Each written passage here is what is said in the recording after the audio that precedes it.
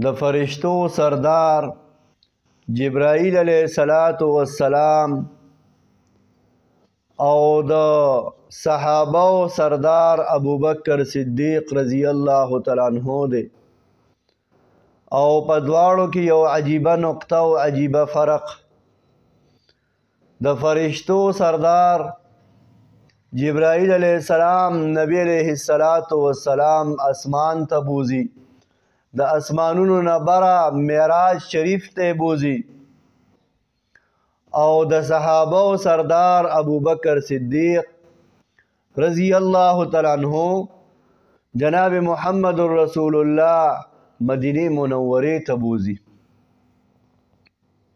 زما عزتمندو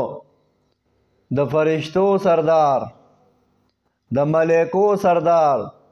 جبرائیل علیہ السلام د سدرۃ المنتہا نه پس سٹاپ کیږي. پیغمبر علیہ السلام ته وای مخکې د سره نشم تللی او د صحابه او سردار ابوبکر رضی الله تعالی عنہ سٹاپ کیږي نه. په غار ثور کې تکلیف برداشت کړي، په شپه او په ورځ کې تکلیف برداشت کړي، خو محمد رسول الله صلی الله علیه وسلم خپل مقام ته رسي او مدینه منورې ته ورسره ځي.